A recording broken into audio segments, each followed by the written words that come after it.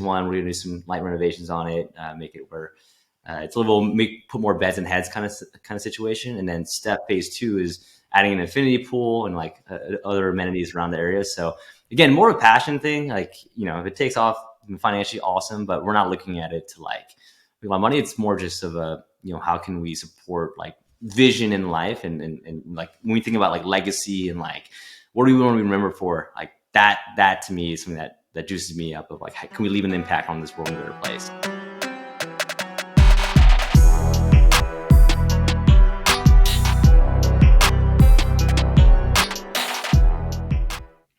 What's going on, guys? In this episode of the Collecting Keys Real Estate Investing Podcast, we have Calvin Chin out of San Francisco, and he is a traditional, I guess like somewhat traditional story of hated his job, got into real estate, and now has started to vertically integrate into a ton of different real estate businesses and is doing some really awesome things. And all that happened over the last, 6 or 7 years. He's a young guy, he's in his early 30s. So it's a great testament about what exactly is possible if you put your head down and you just get to work. Yeah, it's not like he had any like crazy background that gave him a leg up on this. He went from being in tech sales in Southern California to basically like living very cheaply, taking the next step, covering his expenses by real estate, losing some money, getting his butt kicked, continue to be consistent and stay in the game. And then all of a sudden now he's owning as a GP his apartment buildings that he's stepped up into now, which is really cool. Yeah.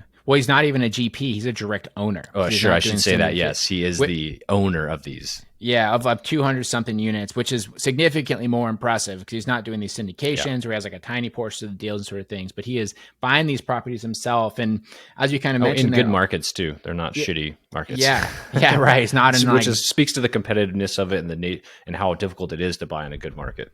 Yeah, absolutely. So yeah, he's done super well with that. And then as you alluded to with the story, I mean, he's kind of gone through it all. He house hacked a 500 square foot studio apartment, which is insanity, by renting out the closet to somebody. Yeah.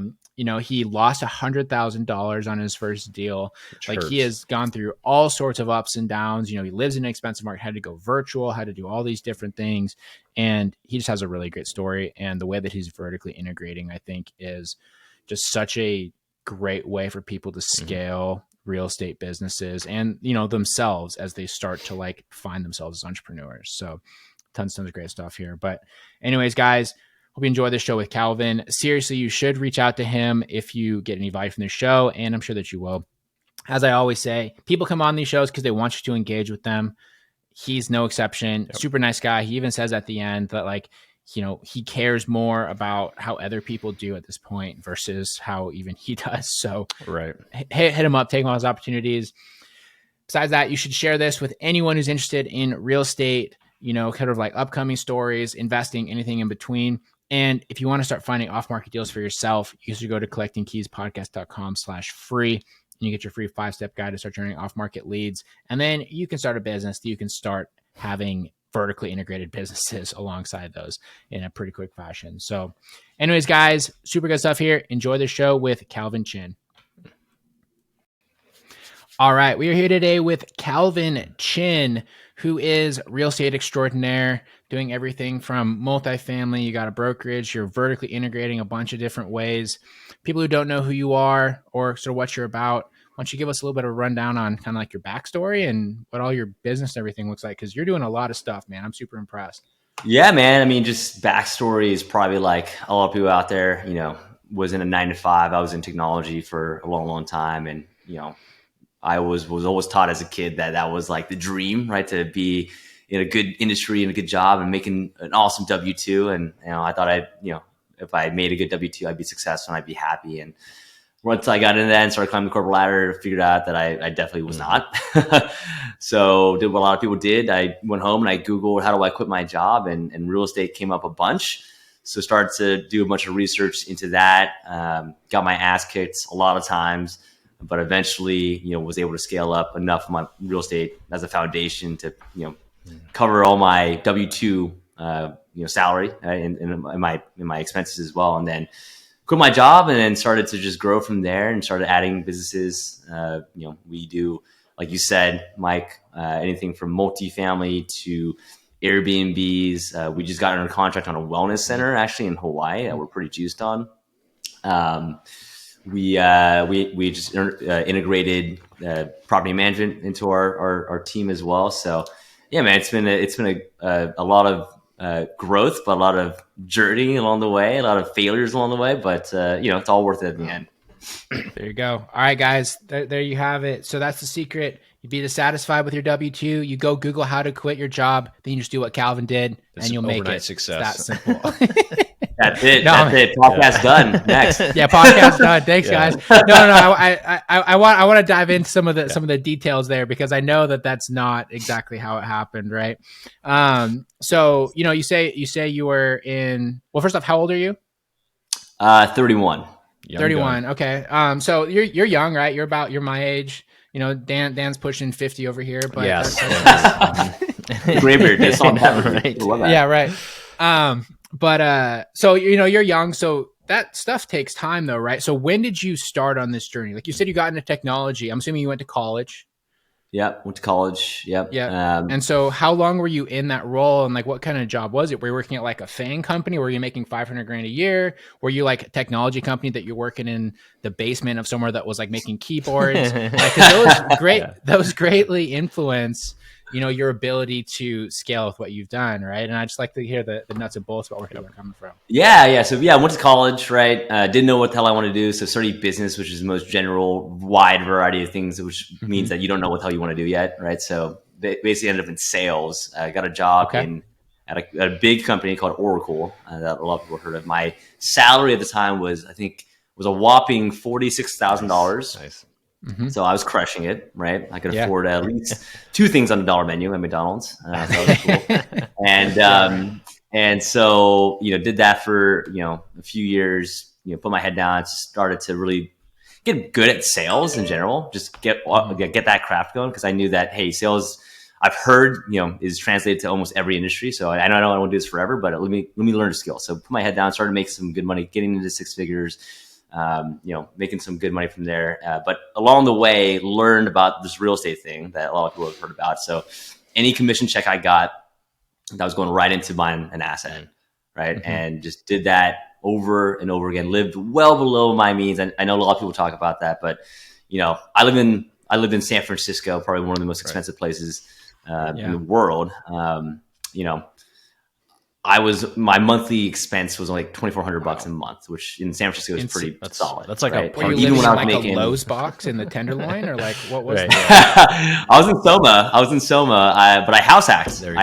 Okay. Right. So, even I had a one bedroom, one den. I had a den that was maybe a $150 square feet, and that's probably generous. That was also our laundry room.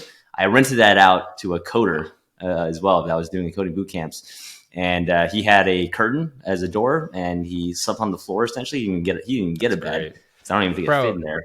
It was paying me $800 a month, or no, he's paying me $1,200 a month. My mortgage was $2,000, so my monthly nut there was like $800 for my rent, my living expenses, and then the rest was just living expenses, Ubers, all that stuff. But and then just never increased my means for a long time. Even when I was making, I got up to almost like $500,000 in commissions and all that stuff. But even when I was making like nothing, or even when I was making a lot, I still kept that lifestyle the same as it was, and basically used everything above that to buy real estate. But found out that takes a long time too. If you just have that mindset of saving than buying in your job, no matter how much you make, right? It's going to take you forever to get to where you want to go. I mean, for me, I had a passive income, dream and goal. And I was like, every property I bought, I was like, man, this is not going to get me there. How many of these do I have to do to get me there? Right.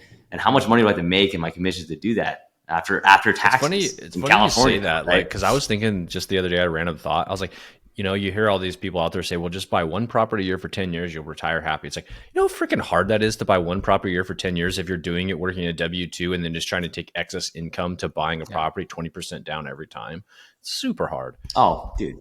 It's super hard. Yeah. And the people don't realize that, like, even if you're making good income, like, you're getting taxed up the especially California, right? Well, so like California, but really anywhere. I mean, federally, like, you're making $200K, you're making $100K, right? You're making 100K, making like So 60K true. net, right? And you got living expenses too. So you have a 20% down, 25% down on an investment property if you're doing traditionally.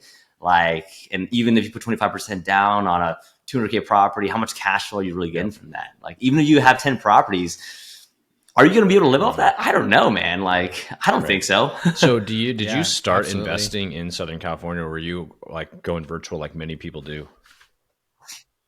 No, I went. So we house hacked first, right? That was our foundation. Got our expenses down. Was able to save more money from there. Then we went out of state, right away, because you can't buy.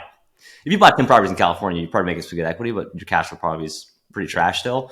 So we bought in Texas. That was our next location that we bought. So started in Dallas, Texas, and in San Antonio, Texas as well. Single family homes, just really cookie cutter vanilla, but same thing. Realize there that unless I'm be making $1 million every year, right, and putting all that into real estate, I'm not going to get to my goals fast enough. So started to think about like, okay, what other creative ways are there to really make this work. Yeah, let's dive into that, because that is a question that I get so regularly on Instagram and from people in our group coaching, our instant investor program. Is they live in an expensive market, they have a high income, even though your base pay was low. You said you were getting $500,000 commission checks from time to time, and that's what you invested with. That virtual remote investing, A, how did you settle on those markets? And B, what did that process look like? And like, what were your numbers? Like, how were you doing your due diligence? How are you knowing that the realtor wasn't full of shit? Were you like going out there? Like, there's a lot of pieces there. Yeah, there's a lot to unpack there, right? And so I think the traditional thought is, no, you should buy in your backyard because you can touch it, you can drive by, you can see it, all that stuff. I think it's very old school because that's what my parents say, my grandparents say, no, buy in your backyard. But what they don't realize is that we have a lot of technology nowadays, right? We have FaceTime, we have Facebook, we have Google Earth, right? We have people that you can rely on, right? So I rely on the checks and balances system, right? Where it's like you have a bunch of people, you build out your team, right? So agents, property managers, contractors, whoever it is, cousins, that live in the area, right? And if one person tells me something, cool, I'll trust it, but I'll verify it, right? Cool. I property agent, okay, oh, you think you can get this much for rent here? Okay, cool. I trust you. Let me go verify it myself with data, and then let me go verify with the property manager as well. Yeah. Right. And that way, if it doesn't collaborate, then I know, well, I gotta realize my own data points as well and make my own educated decision. Now, in terms of market, I always settled on Dallas first, because I think that's like the $1 million question. People are like, well, where do I go next? Right. There's a couple of reasons. One, this is in like 2015 or 2016. I don't even remember now, but I thought there was going to be a recession then. And hey, it only took another 5-8 years to actually get into one. But if we're even in one right now, we'll call it. But I looked at like, okay, well, what does these markets do in a bad time? Like any market looks fantastic in an awesome time. Like if you look at the last 3 years, every single market was on fire, right? But if you look at like 08, 09, what markets survived there, right? And so I like the data points of medium home prices, right? In Dallas, 08, 09, the medium home price didn't change, right? It was neutral. It was like maybe negative 0.02%, right? Where, a Detroit was like negative 40%. California was negative, 15 to 20%, right? And so, that was one aspect of it. Second was that, at the time, you could still cash flow there. I don't know anymore, but at the time, you could still cash flow pretty well there. And third is I had family there too, right? So I was like, all right, for my first endeavor, like what's my competitive advantage, right? So some people grew up in a certain area. I think that's a competitive advantage. Some people know people in the area. That's a competitive advantage. Some people know things, about what's going to go on in the neighborhood. Like maybe they're building an Amazon warehouse or whatever. No one else knows about it. So like, yeah, that's a competitive advantage. So I always ask myself, what competitive advantage do I have at that point? Also multiple industries, right? So Dallas has, everything from, obviously oil, right, to finance, to military, to tech. So I knew that if one industry gets hit pretty hard, like tech, right, then at least other industries were there to pick it up. Unlike markets like even San Francisco where I live, it's heavy tech, right? So that's why you see these big dips, because when a tech market gets hit pretty hard, guess what? It gets pretty hard here as well. So wow, yeah, no, that's cool. Do you remember what your first investment was? yeah, it was a single family house. out in Dallas, Texas. I bought it for 140 grand, put 25% down. I think my rate was like 4.375%. Cash flow was like, I don't know, like 8% cash on cash at the time. I sold that property 2020, and I'm kicking myself ever since. I don't know why. I always tell myself, like, why did I ever sell properties? But I sold it. I 1031 exchanged it into a multifamily, but like, still, I'm like, why did I even sell? I should have just refied it or something. Yeah. Yeah, I mean, that temptation always comes around. But no, I love that breakdown though. The 8% cash on cash return, going 20% down, and that was back then. I think that a big issue that a lot of people run into, especially when they're doing like this virtual investing or looking for like an easy button or whatever, they have unrealistic expectations on returns. Yes. And that was true in the past. And now it's even more true because you have all these people that are like big dicks on Instagram talking about, I get infinite cash on cash return. Like, I don't have any money deal. I use other people's money, whatever. But like for the longest time, people were like, oh, I want a 12%, a 15% cash on cash return. Yeah. Right. Yeah. Because you were investing at that point. You were not a real estate professional yet. You were an investor. And an investor, you should be looking at returns, not at like the velocity of your money. Well, and I would add to that too, is like you might get that overall, just not today. So if you're first buying your property, it's an 8% cash on cash, but that might actually get better as the market performs better if you're investing in a good market, right? Yeah. And Daniel, man, I want to like hone in on that because I feel like that's something that people don't understand a lot. Like my best performing deals are the deals I've held for the longest. That's so true. Right. Because you've stabilized it. You were able to, increase those rents or did the renovations that you need to value add. And then once you're stabilized, like your cash flowing really, really well. But people think that, oh, I buy real estate and month one, I'm getting those rent checks or I'm cash flowing. Like, no, that's not, you're that stabilization period that I don't think a lot of people talk about that a lot of gurus online will never talk about because that doesn't sell. But like, that's the reality, right? The reality is like, you got to go in, you got to, make it your own. Like we do a lot of multifamily where we value add, we'll call it. But like some of them are turning from C's to B's, right? C-class properties, B-class properties. And that doesn't happen overnight. Like that takes years potentially, right? To stabilize that fully to get to a point where you're cash flowing well, right? And I think that's something that in our society of, I want it yesterday, people don't understand. So. Yeah, you're completely right. And people's time frame just gets warped, and people even will say to me, they're like, I feel like you like scaled up so quickly, and I was like, well, it's been 5 years, right? Like that is quick if you look at life, I guess, but if you look at what's happened over the last 5 years, there's a lot of stuff. That's a lot of time to make big changes, right? Yeah. And people tend to lose sight of that, but no, so that's cool. So that was your first investment. How did the transition go from making that first investment to getting full time into real estate? Like, what was that sort of time frame? What was your portfolio like? When did you decide to make that leap? Yeah. So, after getting my ass kicked for, the following 3 years after that, right, of just doing deals after deal. Yeah. Let's talk about that real quick. Then what are I guess, some lessons that you learned? What are those ass kickings that you took? Yeah, let me kind of backtrack one. So you asked me for my first deal. So that was our first deal that we bought as an investment property, right? But a deal before that, when we were like just so brand new and just like learning everything and feeling overwhelmed, like a lot of people do when they first get in. My natural instinct was like, why don't I just go give money to an investor and I'll learn that way. I'll be part of that deal and I'll learn that way. So me and my wife, we saved about $100K up at the time, and we found a flipper in San Francisco. And we're like, we'll be a private money lender for that flipper, right? And that way we can learn on hand on the deal itself, right? And so we gave her $100K, handshake deal. She sold it. We went to the closing table, get our capital back on our interest. And she was like, Calvin, I don't have your money. I moved it over to a development project in Reno that I'm working on. Never asked us once. Oh, geez. And that was 8 years ago. And we still have not seen that money since, and we haven't seen her since, right? So that was the first brutal ass kicking that I took. That's crazy. And this is like a prominent flipper? I wouldn't say she's a prominent flipper, but in a put her on blast right now? Yeah. I'm not going to say names. I look back at that experience now, and if she ever is listening to any of these podcasts or whatever, it's probably one of the best things that ever happened to us. Right. And I say that because one, it it made us way better investors. It gave us way thicker skin and made us understand what to look out for. And it's not all rainbows and butterflies. Yep. And two, it made us way better people because I knew I never wanted that to ever happen to anyone else ever again. Right. So it made us who we are today. I look back at that now and I smile about it and people think I'm crazy about it, but it's like, dude, like it's all about the abundance mindset about it. Right. It's like, if I looked at it as, why is it happening to us? This sucks. I'm an idiot. Like all that stuff.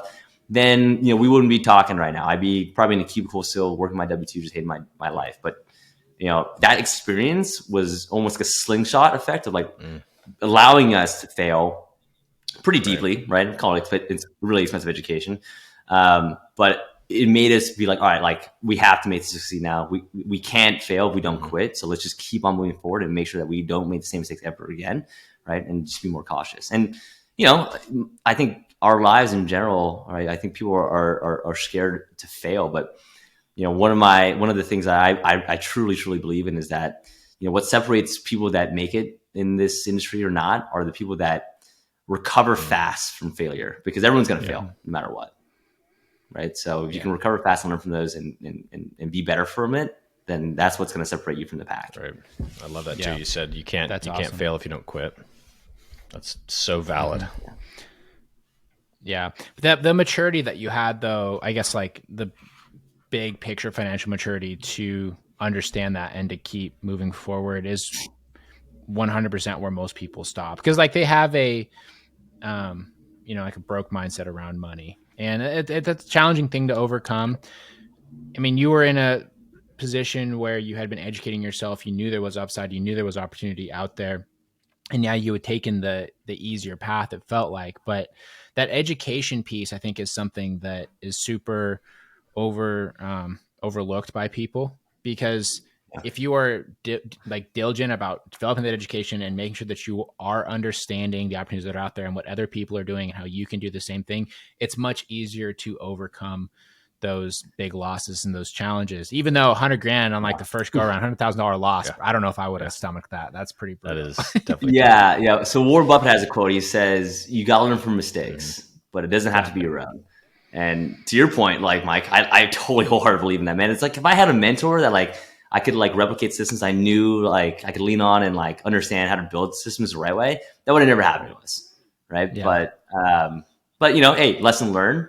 Right. But education is definitely what breeds the confidence and the empowerment to go take action. If you don't have that, then, you're kind of just playing with fire. Like, I hope this, you go from like, I hope this works out. I think it's a good deal. I hope this works out to like, when you know it, and you two probably like when you guys see a deal, it's like, it's a good deal, right? Because you've had the experience and the education to do so. So I want people to go from like thinking it's a good deal, which is like, oh man, I really hope this works out, to knowing like, oh, I know this is going to work out. And even in the worst case scenario, I've stress tested this deal enough to make sure that even if rates increase by double unprecedentedly in a year, then we're going to be okay. So we're not going to lose money. So and you gain that so much through experience, and you don't always know what the outcome is going to be. But you said it right. You're stress testing deals, and you're taking risk that is in alignment with your skill set, your abilities, and like your overall financial picture, to be honest, right? Like, so Mike and I might take a bigger risk on a deal, like a deal that fits. Maybe it's a smaller deal for us, but on the risk scale, it's higher because it fits into our financial situation. We're like, you know what, it's worth it. Like the upside's so much more worth than the downside. So let's take the risk, but then if you don't have the experience to understand that it's risky, you could really get yourself into trouble. And that's where people quit. Yeah. It's like understanding risks, right? And then, risk mitigation, which is like your own skill set, your team, right? Like, what are you guys like some people might like go into a construction project, for example, and be like, oh yeah, we have a team that's all set for this. Like, we can absolutely do this. Or another person might walk in that same project and be like, oh man, like I've heard on Bigger Pockets that these are the deals. Like I smell money, I think, right? So I'm gonna go do that deal. But they don't have that team in the background, and then they go in and like, shit, like I'm messed up because I don't know actually how to operate this. Yeah, and don't even know what they don't know. Awesome. So let's go back to the that transition then from the W-2 into full-time real estate. So you had your first big loss. You're having, getting your butt kicked with you're doing some of your virtual stuff. It sounds like at some point though, you got it built up and you're like, I'm going to walk away from the W-2 and become a full-time real estate person. So was that as an investor first or an agent first, or what did that look like?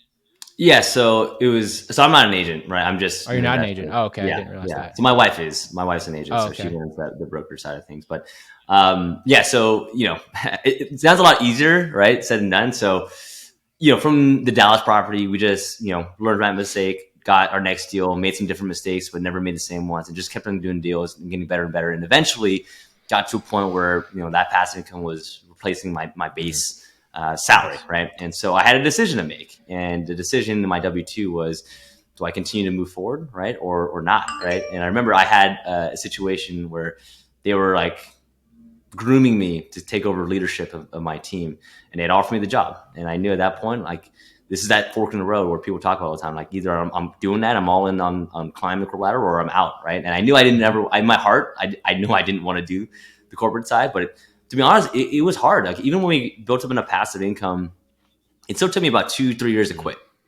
because I had an identity crisis, right? My identity crisis was that I felt that I was that person, right? Like, that was my identity, was I was a tech sales guy, right? And if I didn't have that identity, who am I? I'm a real estate investor. Like, what does that actually mean, though? Like, do I just go out and just buy deals and that's all I do on a day-to-day basis? And I was like, is that possible? Right. And then, and kind of just stepping more into that further of identity of not even just a real estate investor, but for me, it was like attributes of like, who's the type of person do I want to be if I didn't have this identity tied to being a tech sales guy? And for me, it was someone that was a value creator, an action taker, a leader, a visionary, an entrepreneur, someone that could add value to other people, right? And once I kind of figured that out, it was a lot easier to kind of disposition this old identity that didn't really actually serve me anymore. But it still took 2-3 years. So I wouldn't say it was an easy decision. It wasn't. It was a very, very tough decision. But I'm so happy that we did make that decision. That's a fascinating perspective. Yeah. I don't know that I've heard anybody talk about the identity crisis. Even though you didn't like your W-2, but the identity that you have wrapped up in that life to switch to real estate investor, I think people overlook that challenge a lot too. Yeah. And let me add something to that. I mean, I'll go even deeper on that. Like, really, for me, my self-worth at the time was so wrapped around my W-2 income, my commissions, right? If I were, the top 5% of my company, like, I was so wrapped around that identity as a person. Interesting. And it's not a healthy way to live, for sure. But I was like, that's what gave me my self-worth. That's why I thought my parents were proud of me, because I had a good job, making good money in a good industry. And it's almost in a fact where it's like very externally validating, but not internally validating. And when you separate those two things, and I work a lot with my coach on that, it's like, separate those two things, right? Because really true fulfillment is not going to come from, making just a lot of money, but it's going to come from, a balance of everything. Yep. Yeah. Do you find that the family expectations weighed on you a lot? Oh, bro, dude, so much, man. I don't know about you, man, dude. I come from an Asian background, dude. I don't know if you can tell, dude, but Definitely did not. my parents are like by the book, like go to college, get good grades, get a good job, climb the corporate ladder, have grandkids, all that stuff. And that was my dad's path, and he was, he did well in his path, but that's, I'm so grateful for the opportunity that he allowed us to be able to do these kind of things. But at the same time, that perspective, that pressure, if you will, from parents, especially family, right, is tough. And in the beginning, it was like, oh yeah, do some real estate, but like, don't quit your job. Like, that's crazy, right? To a point where I got to a point where I built the real estate up enough where I was, okay, I'm going to quit. And they were okay about it. They were like, oh, I'm stoked about it. But now that you've seen on the other side of it that, we crushed that, he's like, oh yeah, like, I knew it all along. This whole time. I was with you. Yeah, right. Now I asked, I had a similar boat. So I had an engineering job, and I quit that in 2018 with no real sort of plan and agenda. I wasn't even into real estate yet. I had nothing going on. I was like, I just hate this. I've been doing it for 5 years. I need to do something different. And whenever I talk to people, the number one question everyone always asks me is, how did you convince your wife to let you do that? She was easy, because I was just a miserable person, and she knew that I was going to be less miserable. The hardest conversation was with my parents, 100%. When I had to go and say, so that career that you guys like to go and tell your friends at the gym about that I have, I worked at Boeing, all these things like, yeah, I'm not going to do that anymore. Like, what are you going to do? I don't know. Yeah. Just like, I don't have a plan. right. That's a hard, yeah. Yeah, that's a hard one to solve So, for sure. Your friends were like, dude, Mike's an idiot, dude. What is he Right, doing? right. And then now here you absolutely. are, right? And they're like, oh yeah, like Yeah. Mike's awesome. No, I'm glad he did that. I totally inspired him to do that. Yeah, Totally. exactly. Yeah. Right. I know where to catch No, so Yeah. yeah, so that's interesting. So I guess when you made that transition though, how did you feel comfortable with that identity shift? Because I imagine you didn't like leave your job and you're like, all right, I'm a full-time real estate investor. I am setting my alarm for 10 a.m. tomorrow, and I'm going to sleep in. You just don't seem like that type of person. No, man. I mean, so from there, right? It's when you become you're in control of your own time. At least for me, at least I work 10 times more Mm-hmm. in a good way, but it's not work, right? It's also that I love doing no matter what. So, it was grind, but like way more passion about vision of like what I really wanted to accomplish, right? So the easy one at that point was like the real estate stuff, right? It was like, all right, the real estate stuff, we had just done a few multifamily deals at that point. So I knew that like that kind of process. So it was kind of just replicating that over and over and kind of scaling that up and building that up. We started a coaching business as well at the same time because I knew that me in my inner hearts of hearts, like what always gave me fulfillment was like helping other people in the path, and us having that experience with 100K, us losing that, like us not wanting that to happen to anyone else, like giving the system to make sure that no one else had that same thing. So that people always like worry about like, and I had the same worries like I'm not going to be able to fulfill my time like in the day. Right. That's false, right? I fulfill my time with like it's so much stuff that I was so busy. That first like year and a half was just like such a blur in the best way possible. It was like one of the happiest times of my life because it was just like you're building something, you're creating something for yourself, right? A legacy, generational thing, like all that stuff, and that excitement, like you don't need an alarm, right? You wake up and you're like I'm pumped, like let's go do this. And yeah, there's some tough times. So I'm not gonna sit here and say it was all freaking rainbows and butterflies. Like you start a business, you create operations, systems, all that stuff. You deal with other people, have employees. Like there's a lot of things that go into that about building culture. You find out a lot about yourself, your patience that you thought you have, but you don't have. And but eventually, you get to a point where you come out the other side of that and you're like, wow, like okay, cool. Like I've had moments like this many times where I'm just like, I talk to my wife and I look at things and I'm like, wow, like we built this. This is freaking awesome. Like that's so rewarding right there. 100%. That is so cool. That is cool. Yeah, I love that. So, what was the initial focus, I guess, of your business? So you said you like all these different things. Was all of that the intention when you left? Or like, did that all just kind of like come out? I mean, when you're in the decision-making process of leaving or not, you're like, what would I do? Like, how am I fulfill my time? Right. I knew it was always going to be like in the real estate industry of something. Right. And so, focus was definitely on scaling up the multifamily side of things and the coaching business. Those are the first two focuses. Cool. Then it went into, my wife's brokerage business, so helping build that out, and then went into property management. So that's what we're doing right now. Into other business endeavors like the wellness center, wellness retreat center, things like that. So that's kind of we're slowly adding. I have this like big vision in my mind of like just being like a serial entrepreneur, like having different vertically integrated adjacent businesses that have something to do with real estate, but like are maybe not just real estate. And I think it's like one of the dudes on Shark Tank, he was at the 10X conference with Grant Cardone, and Grant Cardone asked him, he's like, hey, what would be like if you were down to your last $1 million, what would you invest in? Right. And this guy's it was Robert Kajkovic, whatever his name is. I forgot his name completely, but he was like, hey, I would actually invest in real estate. Right? And Grant Cardone was like, well, why? You're a business guy. And he's like, well, because that's the foundation of everything, right? You have that foundation, you get some passive income coming in from that. Then it's going to open my mind and make me feel more comfortable and abundant to be able to go buy other businesses. Interesting. Right. So that's kind of the transition that we're kind of making right now is one, like, obviously the real estate will always be there. And we're going to continue to build that out, but more on like, how can we create more businesses adjacent to that help impact people and can add value to people's lives as well. Yeah. How did you come to the decision to start creating these new businesses as opposed to taking your core businesses and trying to just like Scale them. go to the moon with those ones? Yeah, That's yeah. So something that people ask us a lot. there's a adjacent viewpoints on this, and I've gone back and forth. Like one side is like the one thing, right? Like, hey, focus on the one thing that makes you money and just double triple down on that, right? And the other one is like have multiple businesses that crush, right? And so for me, like I look internal, right, and say like what actually gets me excited. Right? I'm more of a person that likes to get the business off the ground, start it off, get it to be to a point where it's going well, and then find an operator, put them in place, and then get going to the next thing. Right? That's me personally. Right? I get bored pretty fast of like, all right, cool, like doing the same things over and over again. If that's you, I think that's perfect, right? I would go and just find out one thing that gets you joy, and that's the one thing, and just scale that up.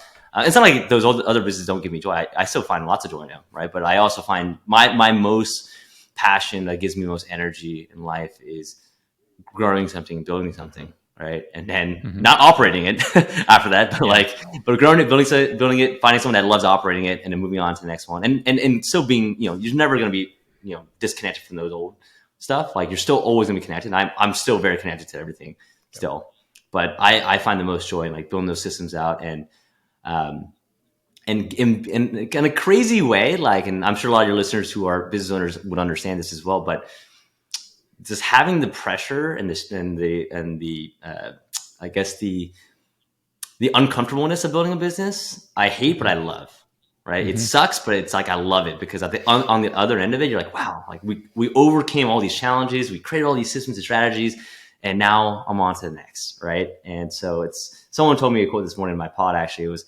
pressure is a privilege. And I was like, yeah, that's awesome, because it is, right? Like we get to have these problems, right? And the best, CEOs in the world, I'm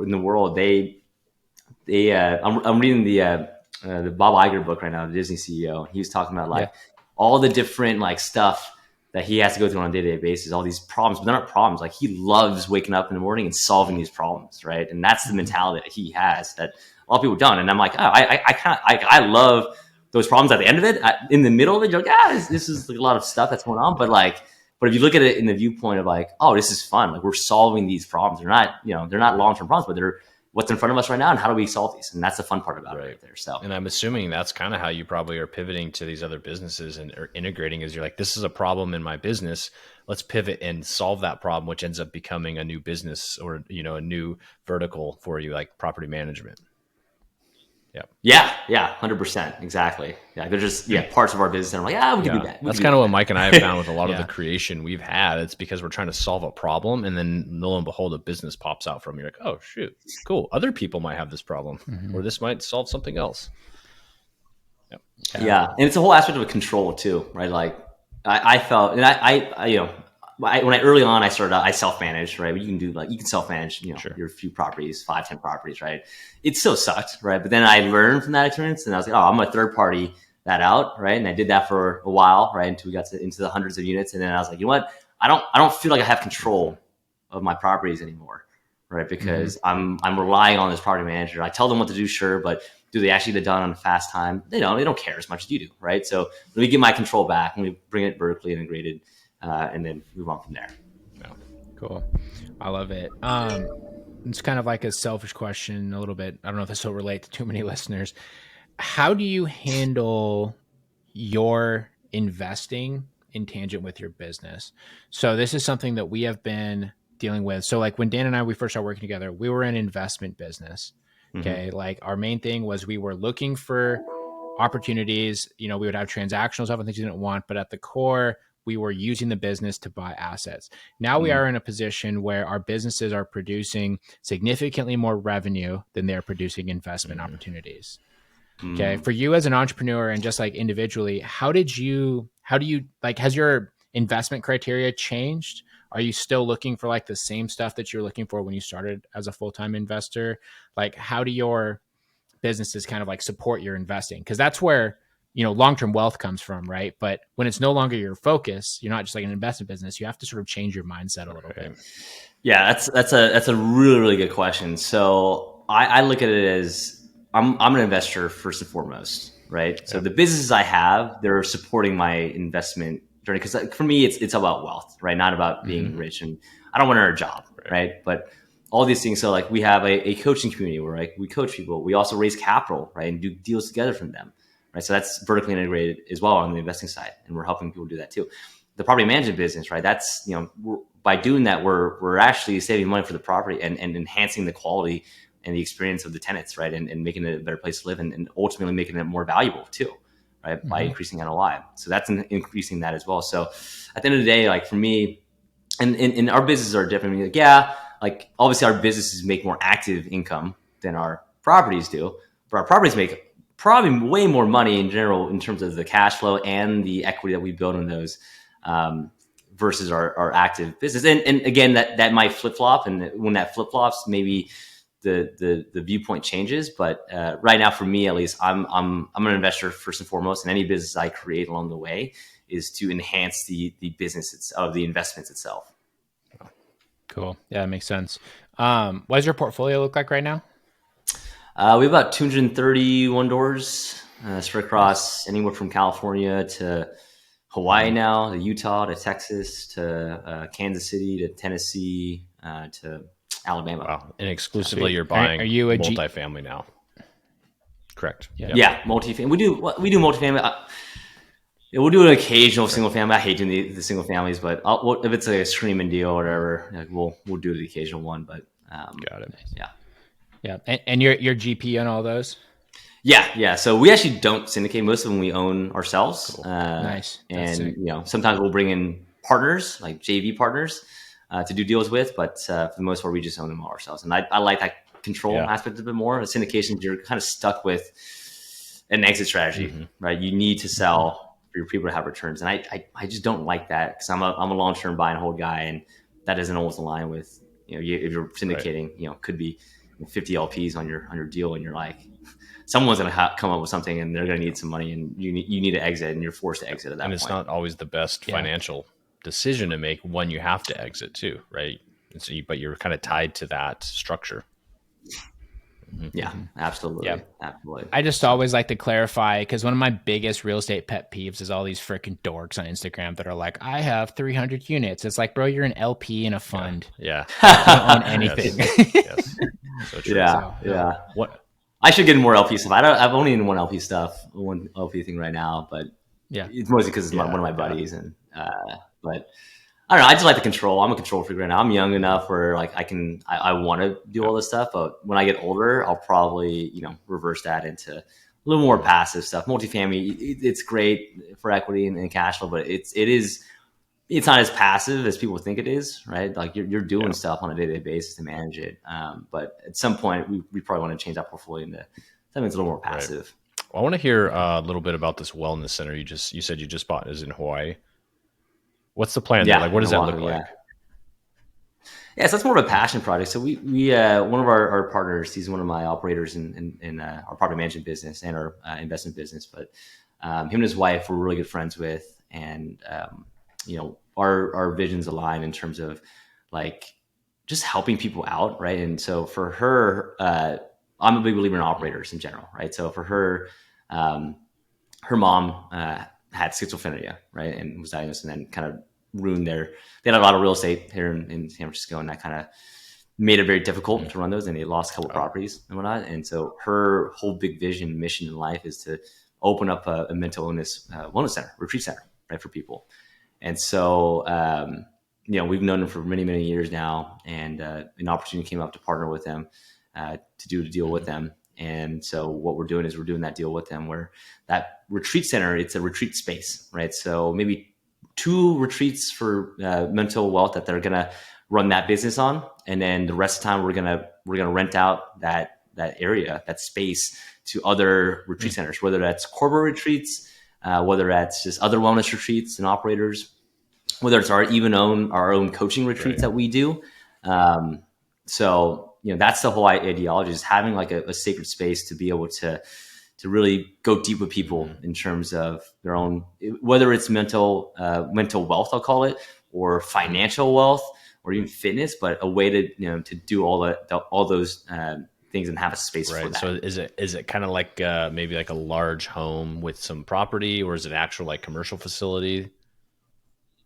Yeah, so it's a large agricultural land. It's right next to Jurassic Park in That's Oahu, so cool. and Oh, so nice. it's a couple acres. I believe it's like two and a Wow. half, 3 acres.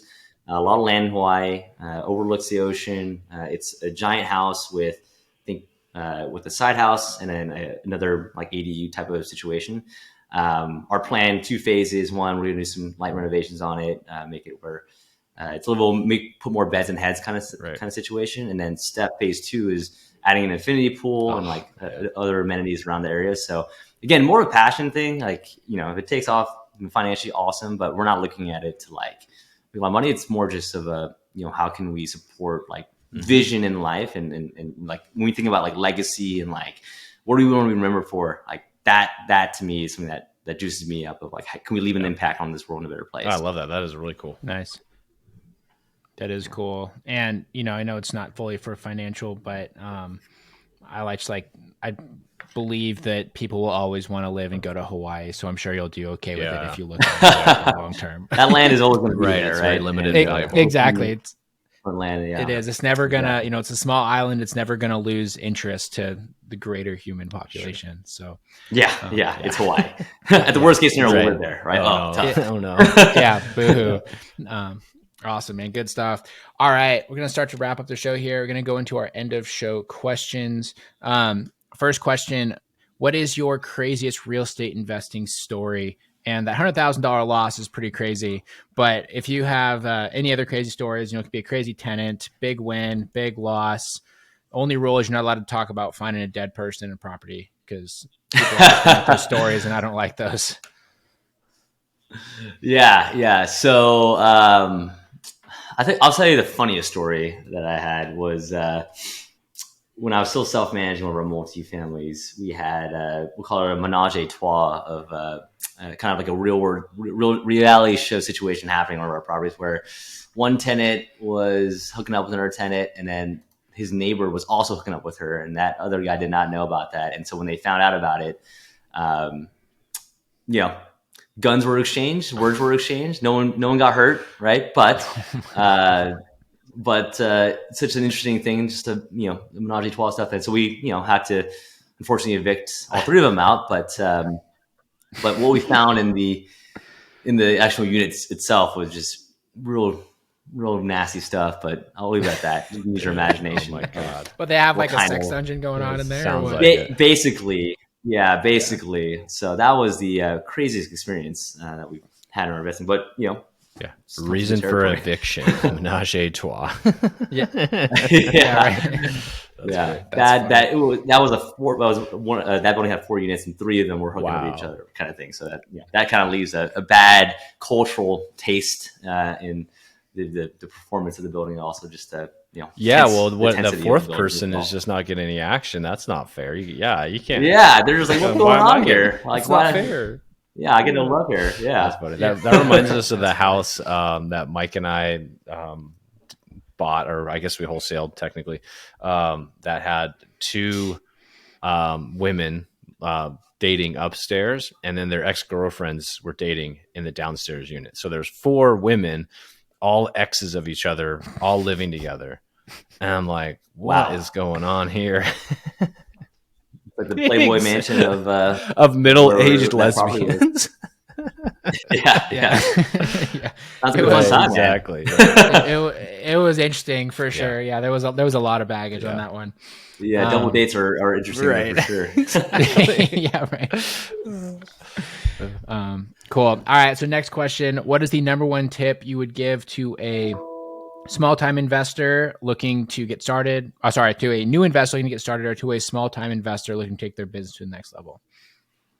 All right, so for a new investor getting started, I mean, it's you're gonna hear this a lot, but just go do it. Go take action, right? Like, Yeah. I think the biggest thing that people run into is themselves, right? They come up with this big, like, I can't do this, so much fear, all that stuff, and they build it up to be so much bigger than it is. But I work with so many people that they're doing their first deal, and they always tell me at the end of it, after their first deal, like, wow, that actually wasn't that hard. And it isn't, right? If you make it hard in your mind, then it will be hard. If you understand that, hey, it's just a process that you gotta learn, just like going to a new job or learning a new skill, right? You just gotta put the reps in, and once you do, it becomes super easy. So that's one number one. And then for someone that is doing it and wanting to scale, right? So biggest part of scaling is networking and being around good people, right? And I want to highlight the be around good people, because it's not just about networking with anyone and everyone, but like networking with people that have the intangibles of authentically being a good person and having integrity. Because there's a lot of people out there that talk a lot, that have, that talk the talk but can't walk the walk, right? And those are the people you want to avoid. So being good at sniffing out bullshit fast is an awesome skill on scale. But networking is definitely big with the right people. Yeah, I don't think that can be, the integrity part can't be, overstated enough. And I tell people too, more often than not, the people that have the most glamorous, online presences, the biggest marketing funnels, the most aggressive follow-up tactics, should be a little bit of a red flag for you. Yeah. If it's a get-rich-quick scheme in real 100%. Estate, it's probably not a good person to network with. That's that integrity. Yep. That's that integrity 100%. Problem there. Yep, 100%. I totally agree with that.